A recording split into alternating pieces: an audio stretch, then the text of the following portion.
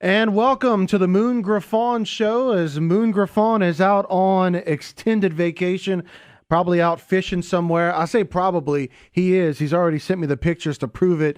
And filling in for Moon Griffon today is former state representative Brett Geymann. Good morning, sir. Good morning, Brandon. How are you? I'm doing well. How was the Christmas holiday? It was great. It was great. How about you? It was very good. Well, good. Glad to be here. We have a great show in store. We're going to be talking a lot about the state budget situation, the mess that we continue to have year after year. I've got some old colleagues, former colleagues of mine, are going to be joining us by phone and also here in the studio. We're going to break this thing down and talk about how we can keep them from raising our taxes again, and Awesome, and yeah. how we can fix this problem. We also want to hit the first segment, if it's okay, on a national issue, and we're going to be joined by retired Colonel Rob Maness, and we're going to talk about that UN vote that took place late last week, where they basically, the Security Council basically slapped Israel, our true ally in the Middle East, while the Obama administration and the U.S. abstained from that vote, and we actually have veto power and could have killed that resolution. So I want to talk about that issue with him, and I think he may be joining us right now by phone. Rob, how are you? I'm doing great, Brett. Brandon, it's good to hear y'all, and Merry Christmas, Happy New Year. All right, go ahead. Oh, Rob, are you with us? Yeah, Hey, good morning. How are you, sir? I'm doing great. Merry Christmas, Happy New Year. All right, same to you, sir. Thanks for calling in this morning to the Moon Griffon Show, and look, about this UN vote that took place last week. Kind of walk us through what happened with that, and what does that mean for us here in the U.S. and just our relationship with Israel, and you know where we're headed from here. Well, the United States broke with decades of its position on keeping Israel safe from attacks from within the United Nations, because as we all know, the United Nations is made up of a majority of authoritarian regimes. Many of them are theocracies or close to theocracies in the Muslim world.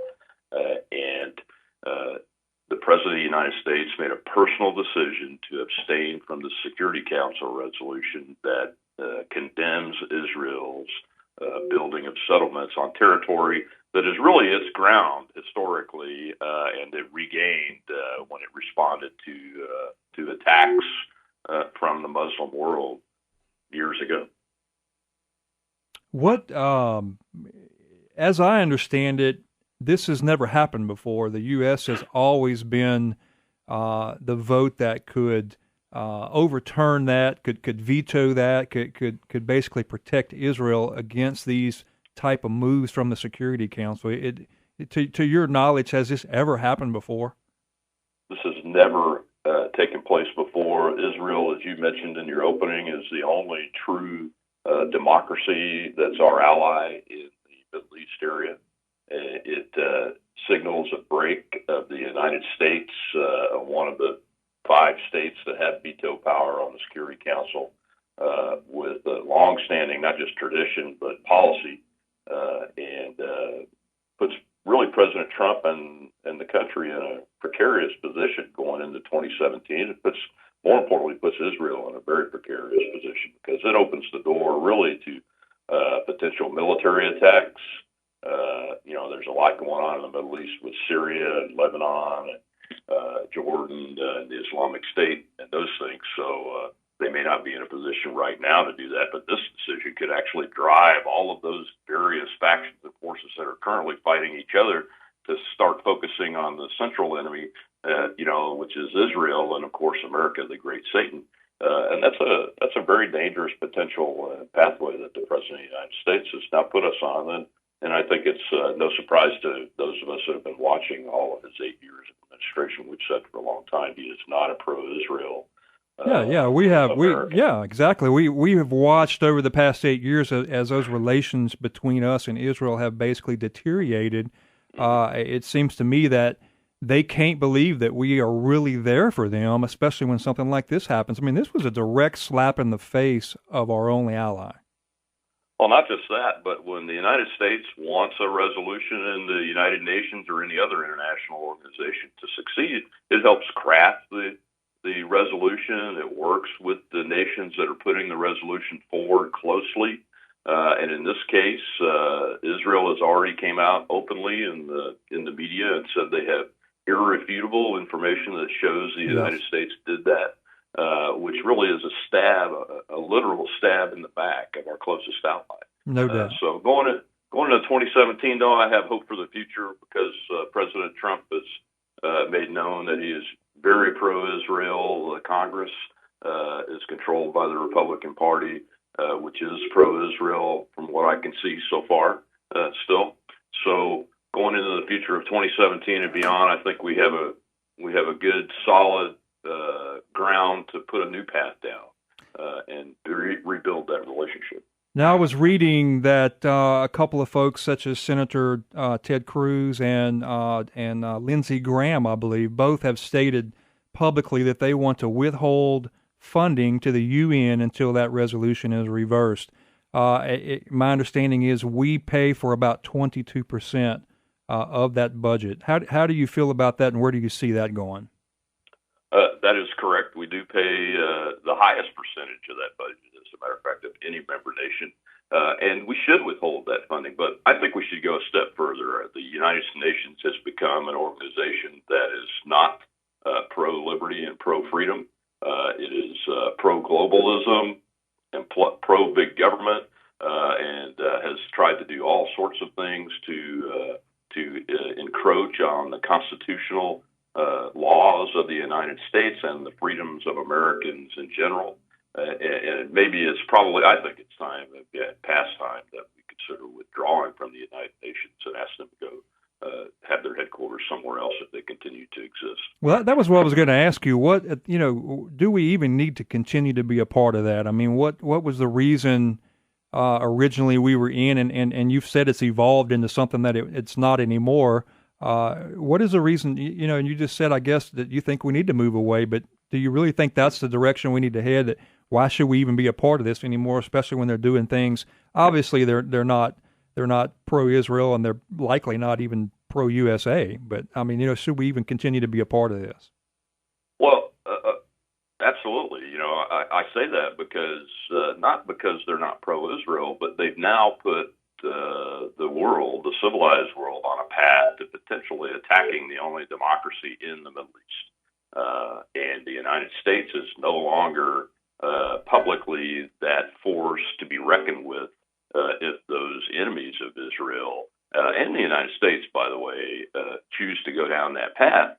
So we are in a very dangerous situation. In the original intent of the United Nations, it's my understanding, after World War II and President Roosevelt's efforts during the war and then Truman's afterwards, was to have a world organization where peoples could come and speak and talk about their issues and try to talk through disagreements instead of coming to war on their disagreements. And if the organization is now laying the groundwork for potentially the widest war we've seen across the Middle East and potentially the entire globe, then it's not living up to its purpose, obviously. And we should really seriously consider withdrawing from the organization, but we should definitely withhold funding unless they agree to and do reverse this decision. We're talking with retired Colonel Rob Maness. One more question before we go into a break here shortly, and this may be a little curveball for you, but President-elect Trump is now talking about building up our nuclear weapon capacity and how we've deteriorated, militarily across the globe. Your thoughts on that real quick before we go into a break? Well, I spent many, many years of my 3-decade military career in the nuclear mission and nuclear enterprise area, and my last job in the Air Force was as the largest nuclear mission installation in the United States Air Force, and I think in all four services. And what's happened over time is that we have, it's not that we don't have enough nuclear weapons, it's that we have not put the money into maintaining them, into improving their targeting capability, and they're really, mid-20th century weapons being dropped by 21st century and beyond platforms or delivered by 21st century missile technology and those kinds of things. So that's a problem. But the other problem is the materials that the warheads themselves and the weapons themselves were constructed with, that if we're not putting the right funding in to keep that maintenance up or replace those materials, they're all beyond their life. Their life, they've been extended multiple times, and it's time that we put some funds and resources back into that so that we have a real deterrent. You have to have a reliable, assured ability to deliver a nuclear weapon to never have to use it. Hey, we appreciate that, and we're speaking to retired Colonel Rob Maness. Thanks for joining us today, Rob, and hope you have a great day listening to the Moon Griffon Show.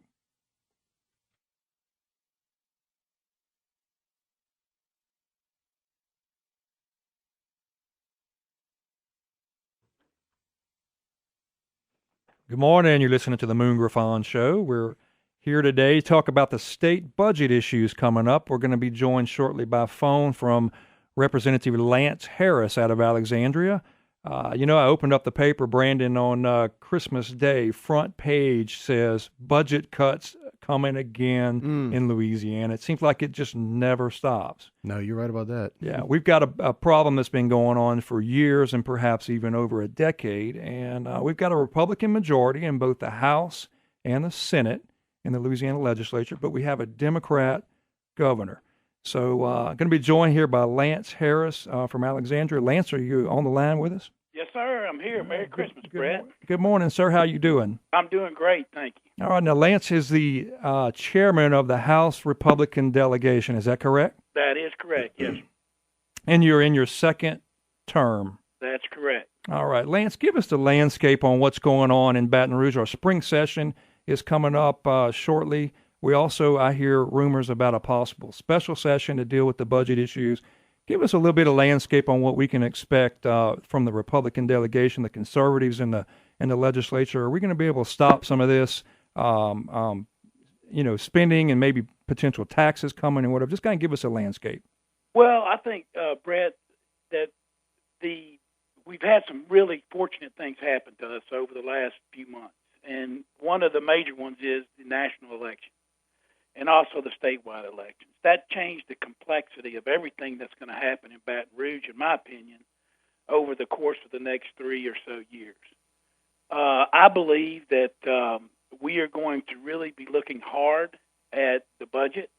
We are at a very, I think, good intersection when it comes to looking at real numbers and applying that to philosophy. And this is what I mean by that. You and I worked very hard along with other people in the legislature over the last 4 years to make sure that we had a budget with numbers that we could rely on. In other words, no smoke and mirrors, no use of one-time money for reoccurring expenses, etc. So now I think you're going to be able to go in and have a debate instead of debating the it, which is how the budget's put together, which is smoke and mirrors, and we used to debate the it a lot. There's a lot of one-time money in this budget. We're going to be able to start debating the why. Why do you want to grow government? Why do we want to maybe, cause government to shrink? Why do you want to tax taxpayers more? And maybe our side may say, they may ask us, why do you want to maybe reduce taxes? So I think we're going to be in some very good philosophical debates when it comes to the budget. And as far as the Republican delegation, we started, many months back, working on a plan for this upcoming session. I think we were successful in some ways over the last 3 sessions last year in blocking some of the efforts to have more revenue for the state and to tax taxpayers more. I think over the course of this break, we've been able to really dig into the budget. We've been able to dig into the departments. We've been able to look at a whole lot of different things. And we will come up with, because we've already got pieces of it together, a very good plan to attack the issues that face Louisiana in the fiscal budget. Well, Lance, I think you're onto something. I know you and I have talked over the months previous, and one of the things that the Republican delegation seemed to always run into before was we had a Republican governor, and you always had that issue of should you be bucking the Republican governor? And, we had some divisions among the Republicans themselves, which is normal in the political arena. But what I see is and you mentioned it earlier, the fact that the recent elections basically give you a perfect storm. The people are ready for some bold change. They're ready to get this problem fixed. They're tired of hearing about not you, but the government needing to come to them for more and more taxes out of their pocket, and it's hurting business, it's hurting growth. And now you have the electorate out there that's ready to get behind something big, and then you have a Republican delegation and a majority that doesn't necessarily have the politics of having a Republican governor. Does that make sense? It does, and let me tell you why the complexity changed. And these are actual numbers. You know that Foster Campbell and Kennedy's race was 60-40. But I don't know if the public, these are things that I continually remind our members is that, Trump got more votes than Edwards and Vitter combined in the last election. Okay, so we are a red state. So you better make sure, as Republicans, as conservatives, that your actions sync up with your words. We have to take action that syncs with our words. And that comes out of having integrity, because that's the only way we're going to be able to regain the trust of the voters, and I'm on a national scale and on a statewide scale. So we're working very hard to do that. And look, some of it's going to be very hard to do, because there's going to be people, and you've been through it on appropriations, sitting in front of you begging for their programs, etc. But we have to look at, are we expecting too much out of government? Are we expecting too much out of these programs? And are we taxing our taxpayers too high, which puts them at an economic disadvantage? So those are some of the questions we'll be addressing. Well, and I agree with you. I do think that you guys need to look at government as a whole, and is it beyond its jurisdiction? Is it getting into things it shouldn't be getting into? And again, that why question for us out here on the outside: why is it growing at a rate that the government keeps having to come back to the people and ask for more and more money? And Representative Lance Harris out of Alexandria, the chairman of the Louisiana Republican delegation. Lance, can we hold you over for the next segment for just a little bit? Sure, be glad to. Okay, this is the Moon Griffon Show. I'm Brett Geymann, your guest host today. We'll be right back.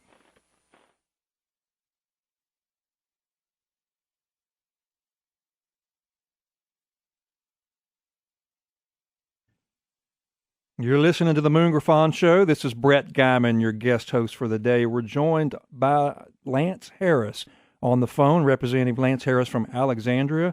He is a chairman of the Republican delegation on the House side in Baton Rouge.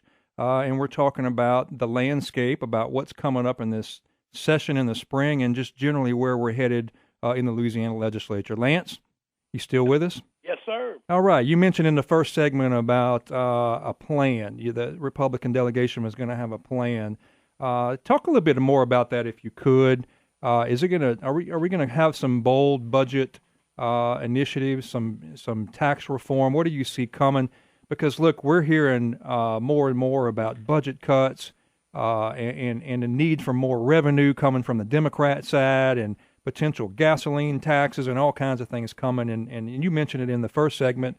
I think the voters have had about enough of government not living within their means. So where do you think we're headed? Well, I think that we will have a very good, solid plan that we'll be able to. It'll be in writing, lift it up, and say, here it is. We've had work groups working for months now, as I said.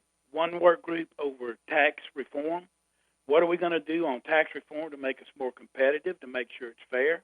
Not necessarily to raise revenue, but to make sure our tax reform and our packages clean up the system that we have now. We have a working group that's working on spending reform, which I think we're going to see a whole lot of discussion about spending reform. Look, Brett, to me, as a businessman, you can't ask me to charge me more taxes as a taxpayer when you haven't made sure that you're spending the money right in the state of Louisiana, number one. Number two, you got to make sure you're collecting everything that you're owed. Just in the appropriations meetings of the last few weeks that we had, there was testimony that the state is still owed about $1.6 billion by various individuals, organizations, etc. We need to collect that, or at least some of it. We were told that we could have as high as $1.4 billion in Medicaid fraud. We need to put resources into finding and stopping that fraud and collecting that money and stopping that. I can tell you from the business that I'm in, I don't think the state may not be collecting all of the sales tax that's owed. So we may have to look at some innovative ways to either prepay sales tax on an invoice or whatever to make sure that the tax dollars are coming to the state. As a conservative, if you owe the taxes where we are now, you ought to pay the taxes. Then when we get all that fixed and we make sure that we're spending the money wisely, then we need to look at raising any additional revenues if we even have to do that. But what we're working on is looking at tax reform as a whole. We're looking at the spending reform, and those two will blend together, and we will have a plan coming into the next session that we will adopt as a delegation. In mid-March, we should be there. And we've got some pieces that I'm very impressed with so far. Our guys like Jim Morris has been working extremely hard on the tax reform part, and you know him well. And we're going to, I think, have some very, very good ideas that hopefully our constituents can help us get past. Well, you mentioned Jim Morris, Representative Jim Morris from Oil City, Republican, will be joining us actually in the very next segment. So we'll be looking forward to hearing from him on the tax reform landscape and where we're headed on that. But Representative Harris, you mentioned something that about collecting money that's due, Medicaid fraud, and money that's owed to the state, and just getting efficient in all those areas before we look at increasing revenue. At least that's coming from the conservative side opinion. What about, real briefly, what about some of the incentives that we do in the state? I know corporate cronyism was a big issue in the Trump election about the corporate abuse in some cases, special favors to certain groups, and that seemed to become a big campaign issue for him. Is that something that you may also be looking at as well? Or are there some incentives that aren't giving us a return on our investment? Do you have a group of legislators looking at that as well? Absolutely. That has been a big portion of the discussion of the spending reform. It depends on what side of the aisle you're on as far as business and some of your philosophy. Is it government spending, or is it, increasing someone's taxes on these incentives? I'll give you an example. One of them is my pet peeve, and I'm speaking for myself, not the delegation, of course, because there are different opinions on this. But look at the film industry. We give them $180 million per year in a tax incentive. We're paying 35% in a lot of cases of their expenses. Now, that doesn't make sense to me if we're doing that and cutting tops in some of the things that should be priorities. We need to look at that. Every study I've seen over the last several years shows that we're losing anywhere from 82 to 84 cents of every dollar that we spend on that incentive. So wait, we're losing 80 cents on every dollar that we spend as an incentive for the movie tax credit, the film industry, and we're going to lay off a professor from a university, and we're going to cut tops, which essentially is putting a tax increase on the student and their family. Is that what you're saying? That is exactly where it is. And we need to bear in mind also that $180 million cap is removed in 2018. So that thing could go like it used to be, $240, $260 million a year. So those kind of incentives need to be looked at, and I think they are being looked at. I know the HCR 11 folks said that we have to take a look at the movie tax credits, but that's just one example. We have many examples of exemptions and credits that we have to look at, and a lot of those are sales tax based also. That you need to look at what are these exemptions. Are we getting our money's worth there? And that's part of going into your spending reform. Yeah, and I think the voters out there, as you mentioned earlier, I think that's what they're asking. I think they're asking government to do its job. Don't come back to us and ask for more money until you've shown us that you've done your job. Let me roll into something else real quick just before we have to wrap up. Special session, what do you think the chances are we have one?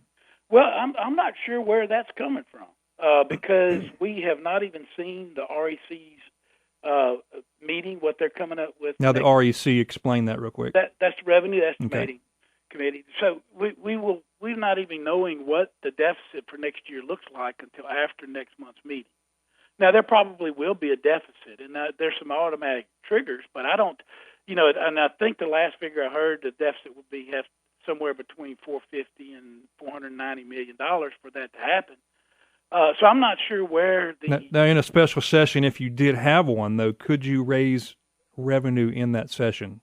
Well, you could, but I don't think the appetite is there for that. I understand, but that could be a reason why one particular side or the governor or someone could be pushing for that in order to get the ability to raise revenue, or is absolutely that would be the idea. The idea behind it. So we need to watch closely for that as well. Definitely, and I surely hope that we don't go that route. I think that we will have a plan together that will hopefully answer a lot of these problems that we have and be the answer to them in this next session. Well, look, we appreciate your hard work, Representative Lance Harris from Alexandria. We got to leave it right there. This is the Moon Griffon Show. We'll be right back.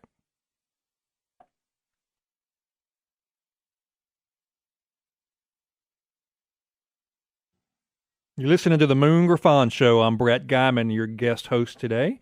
Been talking about state budget issues here in Louisiana. You open up the paper and you see over and over about budget cuts and need for more revenue and all those kinds of things. Been visiting with some of the members of the Louisiana legislature, and joined right now on the Hickson Has It hotline, Representative Jim Morris from Oil City. Jim, are you with us? I am with you. Good morning. Good morning to you. Tell us now real quick, because Brandon and I were talking during the break, where is Oil City? It's in the northwest corner, and as you know and many others know, I remind them frequently that it's the farthest away from the capital, but no less important than any place in New Orleans or Lake Charles or wherever. No doubt, no doubt. I was telling Brandon that I drove by one day headed to another state and saw a sign that said Oil City exit here, and I actually took a picture of it because I realized that it actually does exist. Well, it does exist, and it's a great area with great people. Of course, we as well as others in many areas of the state are hurting right now because of our economy, thus the name Oil City. But we've got brighter days coming. The good Lord's still with us. I understand, and look, it's all in good fun. You know I love Oil City, and you're a dear friend of mine. Look, Lance Harris gave you a great thumbs up earlier in the segment about your work on the tax reform issues. Talk to us a little bit about what you see maybe coming in the next session, in the spring session, about tax reform. Well, I think as politicians, we've always are telling our constituents that no stone's going to go unturned. Well, I really truly think that is taking place. There's a lot of dedicated individuals across this state, from one end of it to the other, who are actually looking at these things, and not just in ways to actually increase income, but possibly to try to rework what we have, if that's possible. I'm not sure it is. I'm not totally convinced. But we've been looking at everything from tax exclusions to exemptions, from the inventory tax to sales tax, and et cetera. And I've had a working group that I know has put in hours upon hours upon hours of work, dedicated work, where they're coming on their own dime for the most part, and coming to the Capitol and sitting down and talking about these things and working on them. Well, I want to tell the listeners that you are a member of the Ways and Means Committee, the vice chairman, if I'm not mistaken. Is that correct? Yes, that's correct. Now, the Ways and Means Committee is a committee that sees the tax revenue bills, the tax measures, and, of course, does capital outlay, which pays for our roads and our buildings for our universities and those kinds of things. But previous to that, you served on the Appropriations Committee, for 8 years? It seemed like, I think when you have combat, you get double time, don't you? So it's 16 years. Yeah, okay. So 8 years on the Appropriations Committee, and for the listeners, that is a committee that actually spends the money and crafts the state budget. So you've been on both sides of those issues, and you kind of have a hands-on look at what might be wrong with both the budget as far as the growth in government and our spending, but also on the tax side. So go ahead. Yes, no, that's right, Brett. You and I have worked hours after hours after hours on both the tax side as well as the appropriation side. And, the strange thing about it, and, I am kind of a country boy up here from the north end, but it's pretty doggone simple. And it's so simple that we can't seem to get our hands around it. And it basically comes back to something you and I have heard many, many times, at least from me. I can't, you can't, we can't spend money we don't have. And we have consistently tried to do that. And not only in the aspect of budgeting for it, because when you base a budget on contingencies and one-time money, you're spending money. You're trying to spend money you don't have yet. It's not there. And that's where we run into these shortfalls. And you and I have run legislation together on numerous occasions, and we haven't always been popular in saying the things that are, in our opinion at least, are truthful. And that is the fact we're spending money we don't have. Well, Representative Morris, the problem comes when you look at, the voter and the citizen of the state wants us to be efficient and to be live within our means and not waste money. And the problem is when you let them know that, well, we may have to close down a program at a university or close down a hospital or not fix a road, or then all of a sudden they get a change of attitude sometimes, and they want you to, oh, never mind, go close somebody else, but don't close me. Isn't that always a problem? Well, it is a problem, but as you well know, too, we've had surpluses in the past, and then you have to spend those surpluses based on priorities, and they never seem to get prioritized to the point where we're actually accomplishing things for the people of this state, like the roads and those type things. Now, higher education, you know where I'm at, is an important facet of our state, but I will tell you, we're always quick to compare ourselves with other areas, always. Until it comes time to saying, well, we got more of this than they have, and we're spending more on it and getting less for it. Then no one wants to hear that. And I won't get into specifics on that, but I can tell you, once again, the people in my end of the world, and I'm sure they are in your end of the world and everywhere else, I've got people walking up to me for once in my political life telling me, don't go down there and start trying to raise more taxes on us. Well, I agree. We cannot do that. I agree. I think that's the mood of the electorate across the whole country right now, is quit coming back to me for more money when obviously government as a whole is not doing a good job with what we're already sending you. And I think that this is one time, I told Representative Harris in an earlier segment, I think there's a perfect storm out there in the sense that I think the legislature can actually get some reform done in this landscape that we're in this small window that we have right now, to be able to do some good things, where before there was always a barrier. It seems like right now the voters might actually be behind you. There's no doubt. Yeah. Go ahead. Well, I didn't mean to cut you off, Brett, but I think if you go back and look at the taxes, the new taxes as well as taxes that are renewals across this state, and you start looking at the returns that have come in on them, now a lot of them have passed, but a lot of them have not passed. And even those that have not passed, you're seeing more people coming out and voting against them than they ever have in the past. People aren't just lining up and saying, oh, give me more of that, because they're not feeling like they're getting what it is they're looking for, roads and bridges and those type things. The things that the normal working people see every day, they don't see any improvement in that whatsoever. And they don't trust us. And I can't say that I blame them.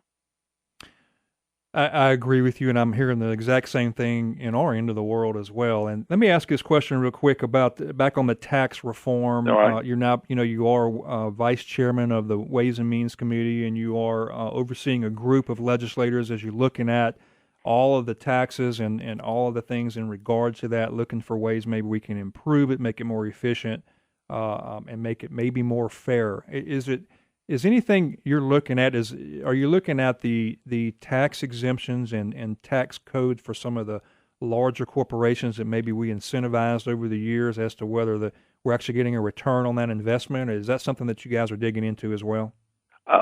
Not as much on the return aspect. Now we're looking at we're trying to get a lot of fiscal notes for a lot of this stuff, and you know how difficult that is sometimes. But I will tell you again, I'll repeat, I don't think there's going to be any stone that's been unturned from the aspect of looking at what we have now. The group that I actually look after and with has looked at numerous things. We have compiled information after information from old bills that didn't pass, the old bills that did pass, those that worked, those that didn't work. Now, we're not just looking at it from the aspect of whether or not we're raising to raise revenue. We're looking at it from an aspect, is it working? And it is actually, is it the best for the citizen and the corporations and companies across this state? And so we haven't made any final decisions. We're probably going to start in that after the first of the year and probably have a lot of that stuff formalized by, I'd say, March. But I will tell you this, it's got to, you talk about the mindset of the people. Well, for once in our life, we as the actual Republicans who have run on the campaign promises of conservatism, we're going to see a lot of these folks up and come with the votes that they have coming up, not only on the local level, state level, and federal level. We're going to really find out who's there and who's not. Sometimes you and I, we've kidded in the past. I think I'm on every streamlining group that's down there now. I guess I do stuff wrong because I get on them. But there is work being done, from the inventory tax to the tax exemptions to the tax exclusions to sales tax and so forth. Now, the one thing I'm looking at the possibility of at least pondering is, because I think it's a fair situation to go by, and that is taking the sales tax and somewhat broadening the base and allowing everyone to participate in that. You choose whether or not you want to buy something. So from that aspect, I think it's something we need to look at closely. All right. Look, I want to see, can we hold you over for just a couple of minutes in the next segment? I want to talk to you about oil prices and expenditure limit. Could you stay on for that? Or? Sure. Okay, you're listening to the Moon Griffon Show. We're going to be taking your calls in the next hour, 1-811-844-766607. That's the Hickson Has It hotline. We're talking about the state budget and the impact it has on us as taxpayers. It's the Moon Griffon Show. I'm Brett Geymann, your guest host for today, and we'll be right back.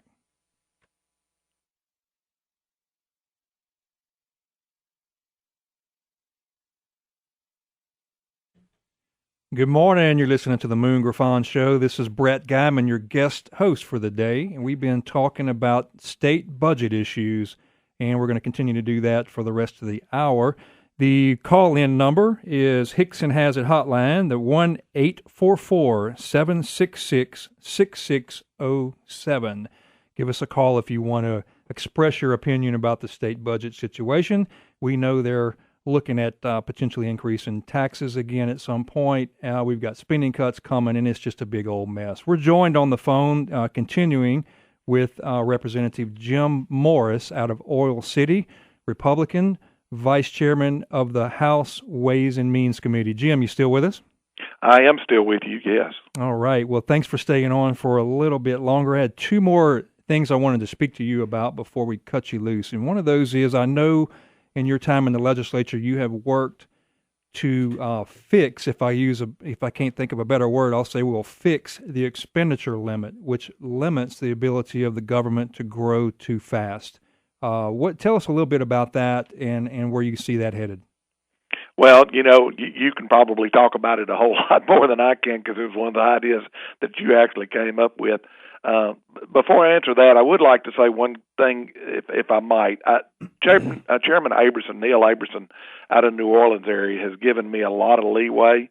And he's a Democrat, but he's also probably one of the more intelligent legislators that we have, who's been working on these same items. And I wouldn't have felt good had I not at least given an indication that we were working across the aisle with one another and trying to solve these problems. So with that, I appreciate you allowing me to do that. No problem. On the expenditure limit, again, I'm going to go back to what I said a second ago, and that is we can't spend money we don't have. And if we can actually limit the amount of expenditures that we have without getting into a lot of detail that your people certainly, or I'd say the audience probably, number one, wouldn't understand, and number two, doesn't want to hear. But we've only been able to do that one time. I think you and I ran that bill, every year we were in the legislature, we got it done once. And to my knowledge, it was the only time it ever happened. And basically it puts a cap on the expenditure and keeps it into a realm of reality, excuse me, as far as your revenue.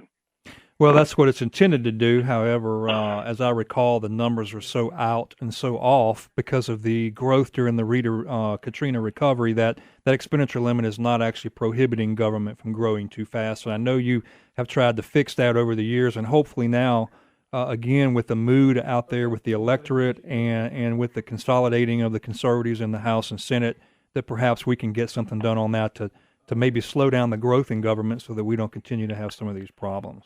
And I think that we may. If you remember, and of course there was absolutely, to much of our amazement and astonishment, that no one even picked up on it or ran with it with the bill and the importance of it.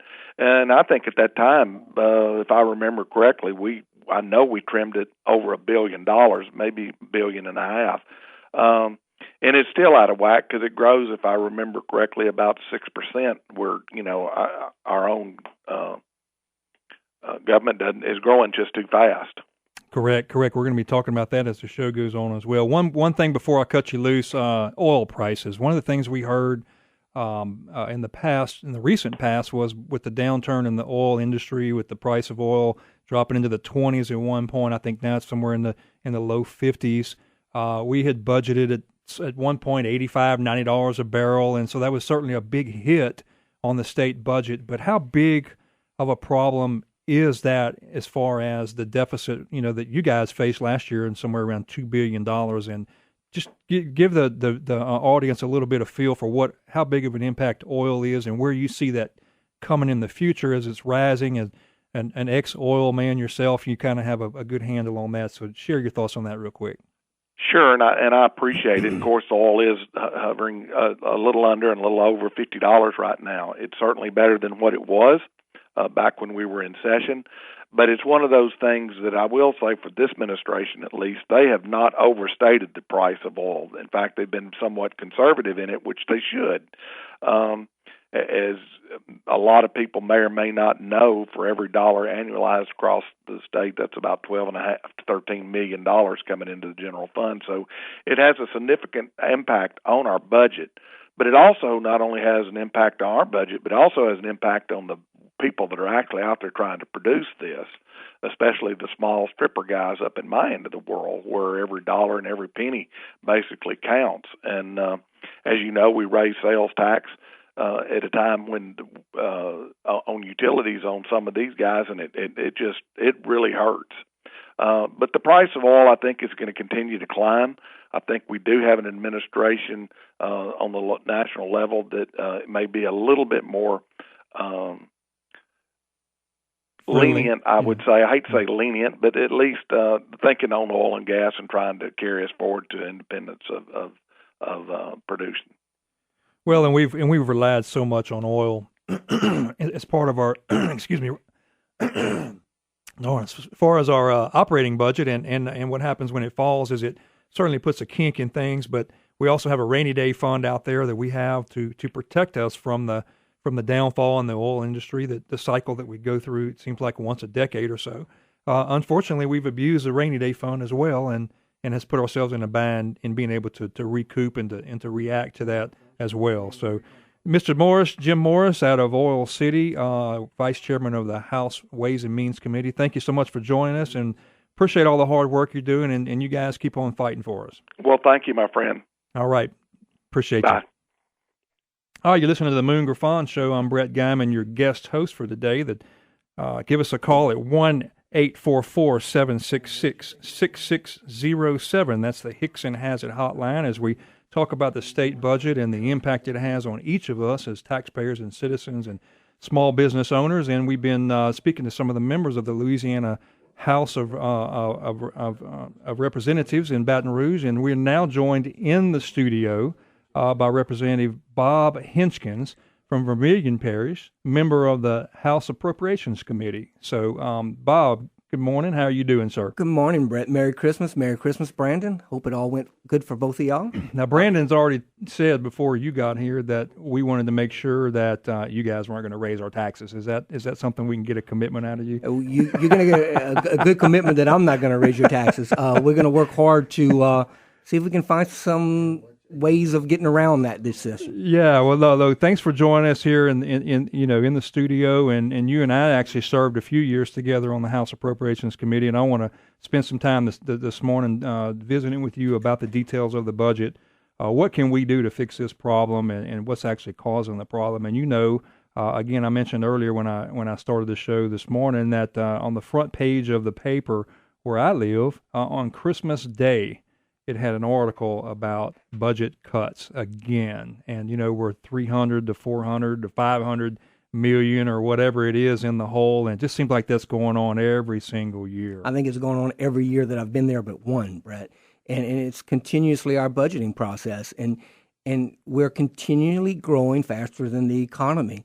And when you do that, you're going to continually run out of money before the end of the year, because to continually grow faster than the economy, we got to continue to take more money away from our tax-paying citizens. And that's the situation we find ourselves in. And we need to find a way to keep this government's growth to at least is no faster than the economy itself grows. Yeah, well, we're going to talk about that in the next segment, because we're not going to be able to finish that before we finish this first segment. But in general, what you're saying is that we need to look at government as a whole and figure out what's growing too fast and what's not before we go. And I've heard that repeatedly from the former guests that were on here earlier about before we go to the taxpayer again and ask for more money. Should we not look at those things first and try to fix them? And what exactly? I think the are public's the problems? demanding it. I mean, the public is demanding that we go and look at what we're receiving now and make sure we're expending it wisely before they even think about giving us any more money. So, yeah, I think that's where we're at right now. And as a former member of the legislature myself, I can speak to the fact that I know what you guys are going through. I know how hard this is and the difficult votes that you have to make, because a lot of times you are making changes in something that's close to you at your home or something that you're very passionate about. But the bottom line is we can't continue to grow to the point that we have to continue to go back to the taxpayers. Brandon and I decided we don't want to pay any more taxes, and so I'm going to take that message to Baton Rouge. We want to hold you to that, and we're going to take some calls this morning as well. Hickson has it hotline 1-844-766-6607. Give us a call if you want to talk about the state budget and the impact it's having and where you want to see us go. You're listening to the Moon Griffon Show. I'm Brett Geymann, your guest host, and we'll be right back.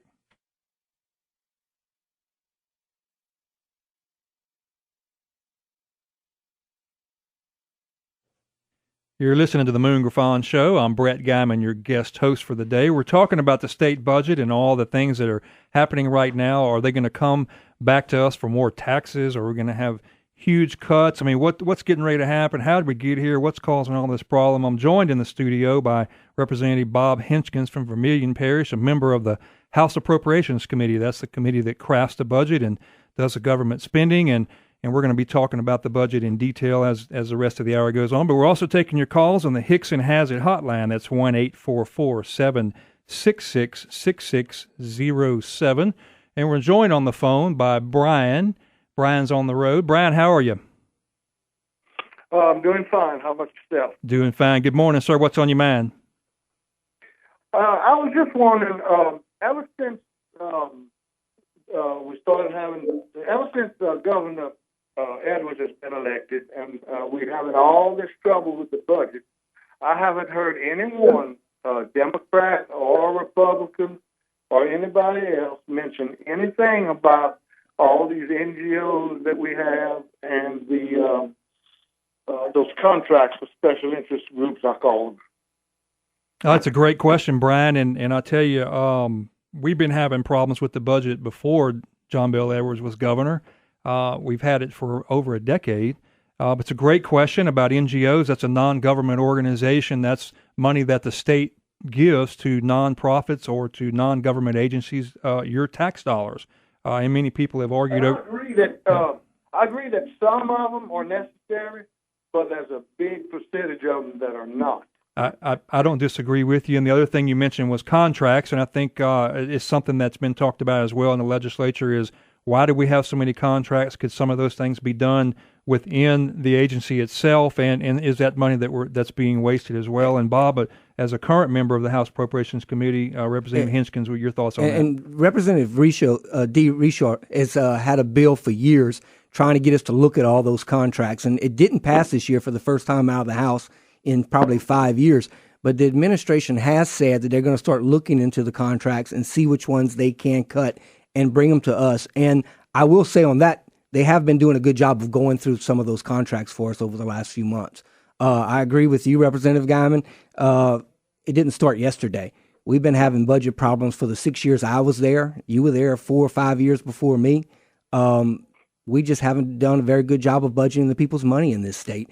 And we need to start digging deeper and trying to find better, more efficient ways to spend it. Brian, I think one of the things that we ought to do, not only the NGOs and the contracts, to look at those, we ought to look across every agency and every program and get government as efficient as it could be, and also within the jurisdiction of what we think government ought to be doing. Sometimes we try to do too much. We try to fix everything, and when you get there, I'll tell you as a former member, oftentimes you feel like, hey, it's my responsibility to fix this. I got to fix this. I got to fix this. And what ends up happening is we create more and more programs, and we spend more and more money. And Brian, we're not really good at it. That's the thing. Government's not really good at doing those things, and we ought to. Yeah, I think it was last year in Oklahoma. They came their body came in and they said, well, we've got a 7% shortfall. So what they did is just cut every department by 7% and went home instead of 4 or 5 special sessions. And as a member of the Appropriations Committee, I'd love the ability to do that. The taxpayers of the state has taken about a third of the budget off of the record for me. It's constitutionally protected. I got another quarter of it that is statutorily protected, and it leaves us in a bind to where we got about 40-something% of the budget may be left to start cutting on. And so that 7% would end up being 16% of those things in there. It's one of the things we need to look at in the future. And can we undedicate some of these dedicated funds in the process? I agree with you 100%. It would be nice to say 6% budget cut. Let's cut 6% across the board. Brian, we appreciate the call, man. Thanks for calling into the Moon Griffon Show. Give us a call on the Hickson Has It hotline if you've got something to say about the state budget and where you think we ought to be headed. That number is 1-844-766-6607. And Representative Hinskins, he brought up a good point, and that was, why can't we just cut across the board? It seems like let's just cut 10%. Everybody can live with that. Let's just cut 5%. And you gave the fact that, we really can't do that. And over to the listeners out there, when you see the constitutional amendments, every time we have an election, there's 10 amendments, and we don't understand any of them. A lot of people will go and vote for an amendment that protects another part of the budget because we think, I want to protect health care, or I want to protect... And I historically will take some credit for the reason they did it. They don't trust the legislature. And so they don't trust the legislature. They go in and they say, well, we passed this just to take care of education. Let's not let them cut it. Mm-hmm. Well, you just put a whole nother group of the budget under the control of no one. I have no choice but to spend it. And so ultimately what happens when we end up with a shortfall because of oil falling or because of a national recession or a BP oil spill or a hurricane or whatever. Higher education and healthcare. Whatever may happen is the only thing that is on the table that's easy to get to is higher education and healthcare. The two things that most people, as we traveled the state on budget reform years ago, told us it was the most important thing to them. Don't cut those two things. Right. So we're nearing a break right now. We're going to be coming back at the next segment, continuing to talk about the state budget. Join in the studio with Representative Bob Hinskins.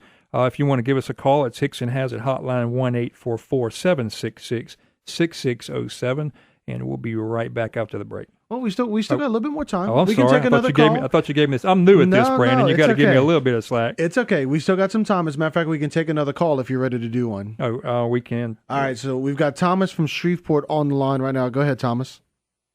Good morning, Brett. Good morning, Bob. Thomas Carmody. Thomas Carmody. Good morning, Representative Thomas Carmody from Shreveport. Good morning, but I wanted to ask Brett if you would. Many people don't understand the challenges that we face in the legislature. I know that you do as well, but could you explain to the people the significance of the bill that you passed that's now the House rule referred to as the Geymann rule? I don't remember anything about anything I ever did, Thomas. I know nothing. The House rule was passed in order to prohibit or at least to limit the ability of the legislature to spend what we call one-time money. That's money that only comes one time. Say we sold a piece of land or we had a lawsuit come in or whatever the case may be. And if we go and spend that on a recurring item such as salaries or operations of government, then the next year we're unable to pay that bill. Very similar to you charging your house payment on your credit card. And so we did some legislation with your help and others to try to limit and prohibit that and make it a little bit harder to do that. So anyway, all right, Thomas, we got to hold it right there for a break. If you want to hang on after the break, that's great. This is a Moon Griffon Show.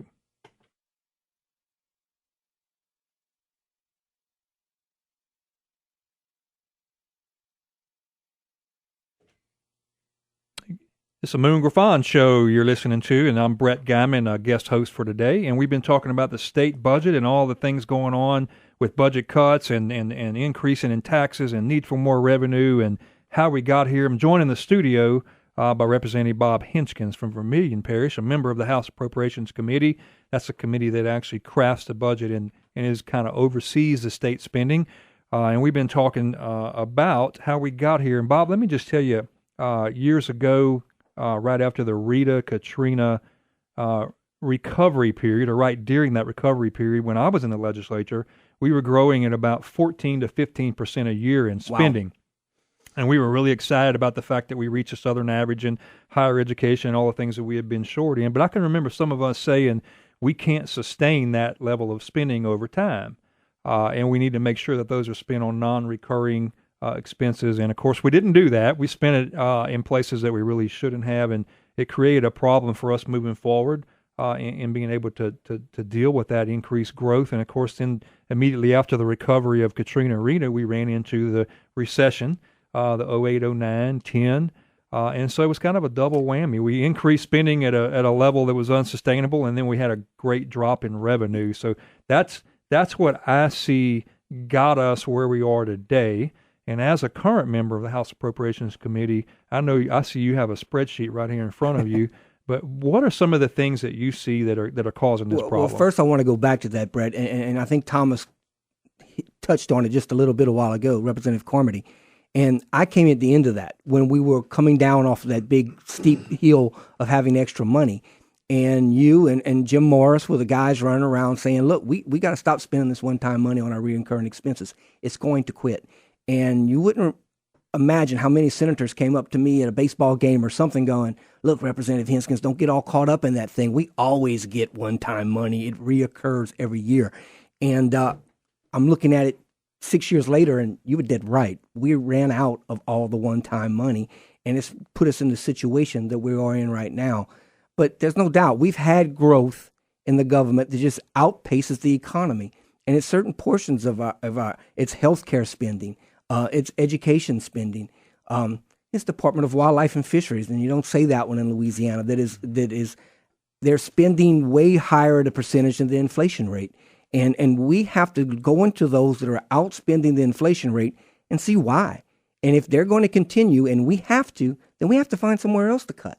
If you want to keep spending on healthcare, well, then we got to go get rid of those tax credits that Lance talked about earlier for the film industry. But we can't just say we need both of them. The taxpayers don't have the money to just give us both of them. Mm-hmm. They've said it in the last few elections.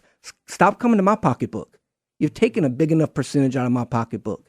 And this is just more money coming out of my pocketbook because you can't take care of the budget in Baton Rouge. Right. Go take care of the budget in Baton Rouge. And that certainly seems to be the mood out there. But we have talked about some of the things that limit our ability to deal with the budget deficits, and we're going to go back to that in a minute. But let's go to the phone. And by the way, if you want to call in, it's the Hickson Has It hotline. That's 1-844-766-6607 if you've got something to say about the state budget or what you think we need to be doing. And let's go to the phones right now. We are with Larry out of Shreveport. Larry, how are you? Just fine. How are you young men this morning? We're doing just great, sir. What's on your mind? Look, I try to keep up with the stuff that happens on the budget and stuff. Good luck. Yeah. I called my prime senator, Greg Tarver, and a couple months ago questioned the 1 cent sales tax increase. And he guaranteed me that the NGOs had been cut totally out of the budget. Is that true or not true?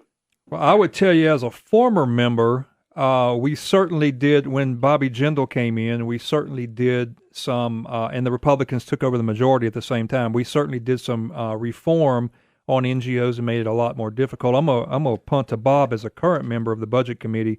Where are we on NGOs? And Larry, I would tell you, back when Brett and them did that, it was in Schedule 20 of the budget, and the budget's got a ton of schedules. And that schedule is empty now. There are no NGOs in Schedule 20 in the budget. I can't say there aren't some. There are no NGO money going out of the state to pay NGOs. Is that what y'all telling me? No, I'm telling you there's none in Schedule 20. I can't say there's none in the budget because there still are some in the budget. They get stuck inside other schedules sometimes inside the budget.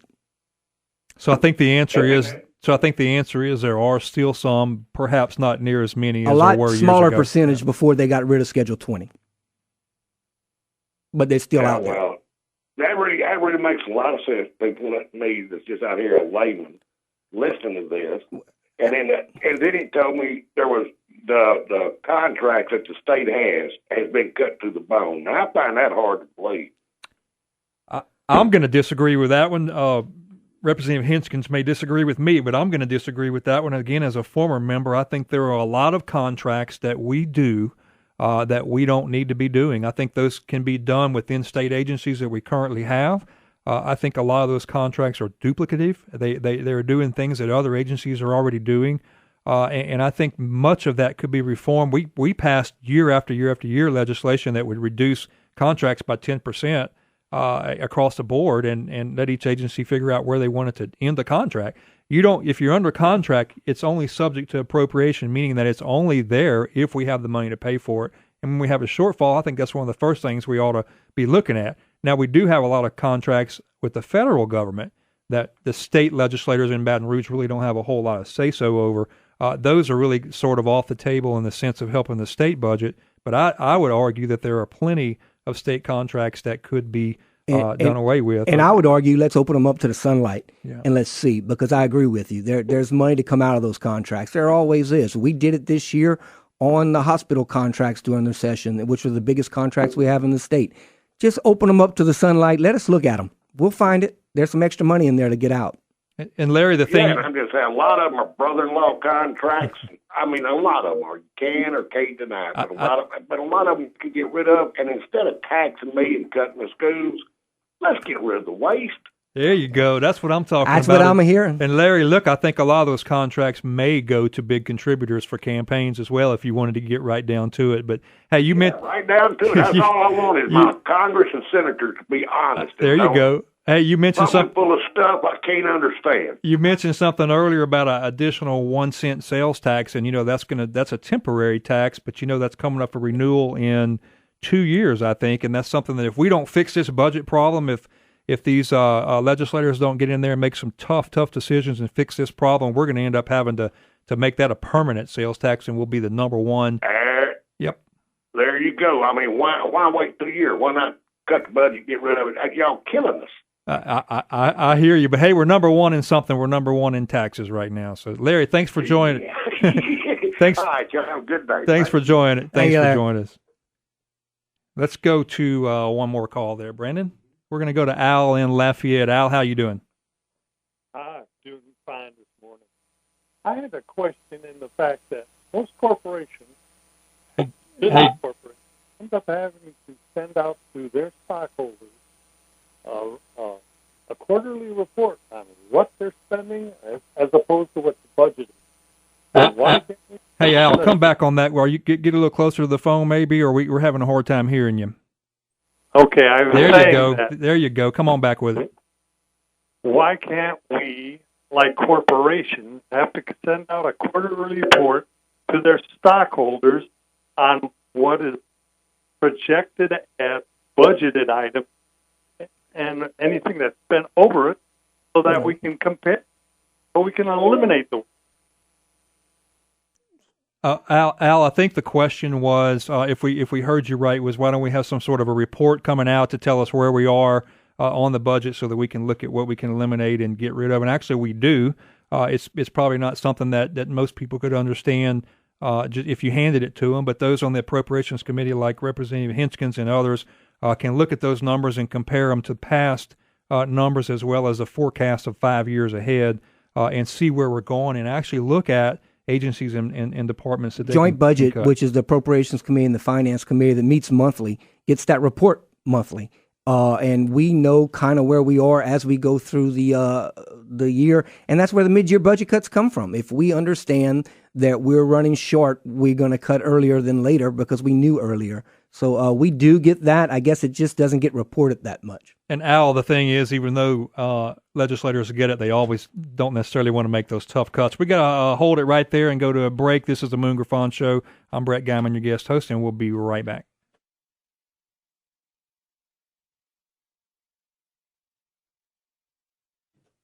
You're listening to the Moon Griffon Show. I'm Brett Geymann, your guest host for the day. We've been talking about state budget issues, joined in the studio here with Representative Bob Hinchkins, a member of the House Appropriations Committee, the committee that does the budget and oversees government spending. Bob, before we go back to the phone, I want to ask you a couple of questions. One is a task force was put together about infrastructure, and they came back with one of the recommendations of a 23-cent sales tax, gasoline sales tax. Now, look, I know oil is low right now and gasoline is reasonably priced, but what in the world happens when it goes back to $3, $3.50 a gallon? What are the chances of that passing, and exactly how would that work? Just real quick before we go to the phones. I think at the moment, from the people I'm talking to, the chances of it passing is almost zero, and I understand why. Again, our economy around here is in bad shape, and to throw 23 cents on top of what they need to get to work and back every day is ridiculous. And they're putting an inflation factor in on there too, so it will continue to go up as inflation goes up. It won't not stay at just 23, 26 cents, whatever they come out.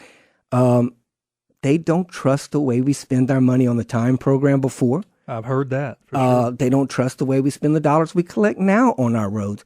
And what districts does it go to? And does it go to that little rural guy in the middle of nowhere, or does it go to the guy in New Orleans? And so many of the funds right now dedicated to transportation are diverted into other areas, such as public safety on the Times program. It's one of the allowable. I think we did $30 million a year. Exactly. The whole time it's one of the there. allowable expenses, so that money leaves the roads and goes into something else and frees up more state general funds to spend on something else, and on and on and on. It never stops. But everyone agrees infrastructure is a problem, and we need to figure out some way to fix these roads and bridges, but I'm not so sure that we do, but fewer dollars to engineers, fewer dollars into the safety program, more dollars to asphalt, and we got to do that first. When we show them that we're doing that first, and they may come to us and say, hey, look, we want to give you some more money to build some more roads, but go do that first. Put it in asphalt. One more question before we go to the phone. You're a member currently of the House Appropriations Committee. In the past, when I was there, we tried, and in some cases we're successful, but most of the times we're not, but tried to do budget reform, tried to find some way to limit what government can spend and how fast it can grow. I know other states do that. I know Colorado's famous for the Taxpayer Bill of Rights, and other states have formulas in place that basically prohibit you from growing faster than the economy. My numbers suggest that the state of Louisiana is growing much faster than the economy can sustain. Do you think that, as a member of the House Appropriations Committee, there will be any chance over the next 2 or 3 years with a Republican majority that we might get some kind of legislation through? I think you're definitely going to see legislation filed. I mean, I know a lot of us are working on such a thing right now. Whether it gets through or not, this Appropriations Committee, it's getting through. I am proud to work under Cameron Henry. The chairman has been great. We're going to get something like that through, and I think we can get it off the House floor. It's going to be a challenge to get it through the rest of the building and through the governor's office, there's no doubt. But I think the taxpayers are demanding it, that we cannot grow faster than the economy. It just doesn't make sense. You continually taking more and more money out of their pocket, out of the free market economy. When you take more money out of the free market economy, it grows even slower. So we have less money to spend in the state government. Exactly. And I don't think people understand that. And you keep going, well, government just grows faster. Why? Are we more inefficient? We need to get to this, and we need to figure it out. And we need to look at what Colorado did, and we need some guide rails. You can't cut the budget one item at a time. It is grandma coming in the front of you, or this child coming in the front of you. No but doubt if there you are put things, guide rails on this budget, we can handle it. And look, no doubt we've been beating up government for the past 2 hours on this show, but there's no doubt there is a place and a time and a purpose for government, and there are things that they no doubt do about that the market can't do, and we all understand that. But I think all of us agree it's growing too fast, it's inefficient, and don't come ask me for any more money right now. But put a guide rail. This is all you have to spend, and go make those big boy decisions you ran for. Let's take a call real quick as we get near the end of the show. Let's go to Jay in Bossier City. Jay, how are you, sir? Pretty good. I was calling just a question about the current status of the TOPS program, and specifically those current students that played by the rules, got in, and now TOPS is being cut by a huge percentage. And has there been any consideration? I know it's talked about a lot, but maybe cutting down the number of universities in this state. We have I think about 6 or 7 across the I-20 corridor up here. That a lot of them have absolutely atrocious graduation rates. Jay, you were talking about something that I agree with you needs to be discussed, but is a political bomb. It's something that most legislators would never have the courage to close a university. By the way, I think we have 14 public universities. Florida has 8. Florida is 4 times as big as the state of Louisiana, so you do the math. I certainly think that's an issue, but short of that happening, your question is what happens to TOPS, and I agree. We've promised students that have played by the rules, families that played by the rules, this money, and now it's having to be cut because of the shortfall. Representative Hinchkins, what do you see from that currently on the Budget Committee? This semester, TOPS is underfunded, and we hope to have it funded again next semester. I see some changes coming. Right now, full-time at school is 12 hours. I think it's going to go back to what Brett and I were in college. It was 15 hours. And if you want to stay on TOPS, you're going to have to stay in school 15 hours because that takes away a whole year of school from the state paying for it. But I think we're going to work back to getting it funded. It's one of those things right now that they hold the gun to our head and say, raise more taxes or go ahead and cut TOPS. And there's other things out there that we can look at eliminating besides going after the kids that we've made promises to in the state of Louisiana and their parents to say, if you made these grades, if you take these courses, we're going to send you to school. We're going to pay your tuition.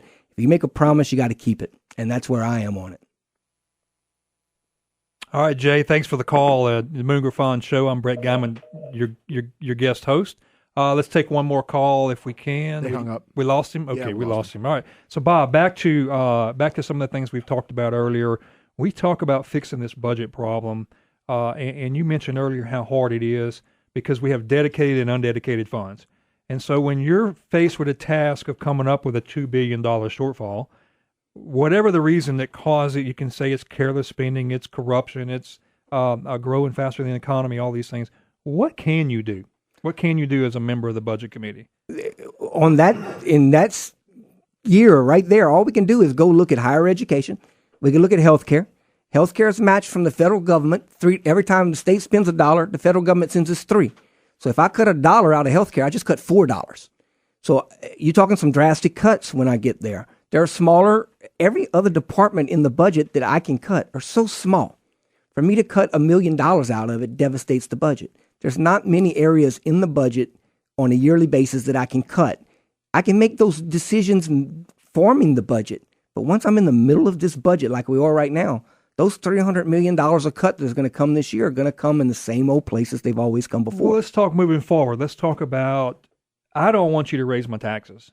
And I don't want mine Brandon raised either. said he doesn't want you to raise He's his bigger. Absolutely not. He's bigger than me, too.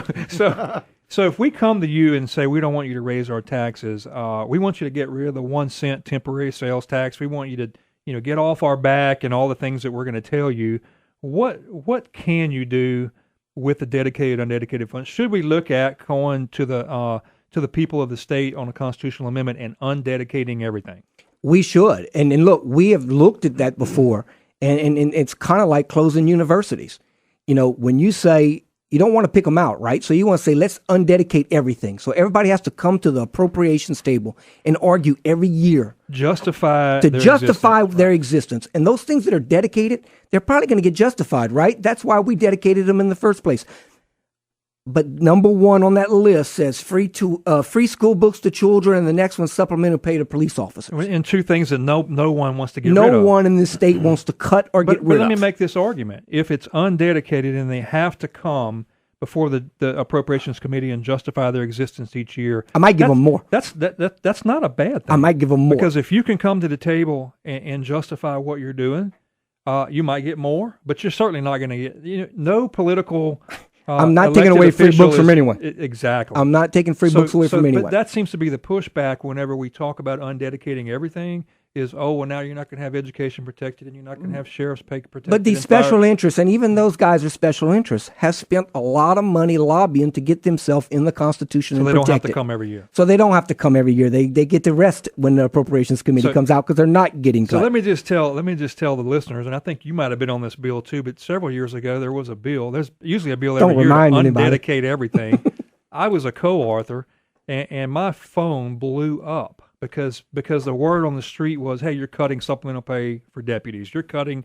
I was taking away free books to schools. No, we're not cutting any of those people. What we're saying is we want to undedicate so that we don't have to close a university if we don't want to, so that we can put the cuts across the board. So, thank you so much for listening today at the Moon Griffon Show. I'm Brett Geymann, your guest host, and it's been a pleasure to be here. And I hope you have a great day.